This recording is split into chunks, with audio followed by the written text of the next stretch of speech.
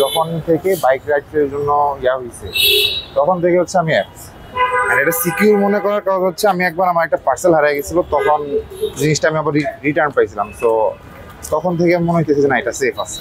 যেটাই ফেয়ার আসুক ওইখানে ফেয়ার সিস্টেমটা যাতে একটু মিনিমাল করা হয়, সবার জন্য জিনিসটা যাতে রেঞ্জের মধ্যে হয়। আউট অফ রেঞ্জ হয়ে গেলে হয় না জিনিসটা। কিছু কিছু জায়গায় দেখা যায় যে আউট অফ রেঞ্জ ভাড়া আসে, যেটাতে হয় না নর্মাল ভাড়া তার থেকেও কম। তো ওই জিনিসটা যদি ফেয়ারের মধ্যে আনা যায় then that will be good for us. দুই একবার হয়েছিল, দেন আর হয় নাই কখনো, এটা এক্সপিরিয়েন্স আর করি নাই। দুই একবার করছিলাম, এছাড়া কখনো এক্সপিরিয়েন্স করিনি। রাইডার আসছে, আসার পর বলতেছে যে দেখেন আমি যাব হচ্ছে ভাড়াতেই, আপনি যে ভাড়া দিচ্ছেন সেটা হবে না, তো আপনি এটা ক্যান্সেল করেন, আমি আপনাকে নিয়ে যাই, আপনি 50 টাকা বাড়িয়ে দেবেন।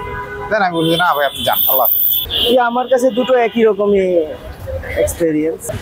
ওই দৃষ্টিকোণ থেকে কারো যদি এক্সপেরিয়েন্স এরকম হয়ে থাকে সেক্ষেত্রে অ্যাপে করাটাই তো মনে হয় ভালো ডিজিটাল ইয়েতে। অ্যাপসে অবশ্যই সিকিউর মনে হয়, কারণ ওই ড্রাইভারের এনআইডি থেকে শুরু করে সমস্ত ইনফরমেশন আছে, প্লাস আমি এখানে এসে কলও করতে পারতেছি যদি কোনো প্রবলেম ফিল হয়, কারণ অ্যাপসটা সিকিউর মনে হয়। সত্যি বলতে দু একবার এরকম হয়েছে, এরকম যে ফেয়ার ভাড়া ভাড়াটা ওনাদের কাছে মনে হয়েছে যে অ্যাপসে যে টাকাটা আসে সেখান থেকে তো একটা পার্সেন্টেজ চায়, এই কারণে ওনাদের কাছে মনে হয়েছে যে আমাকে ওই টাকাটাই দেন, আমি রাইডটা ক্যান্সেল করে দিচ্ছি। এরকম কথা দু এক সময় হয়েছে আর কি।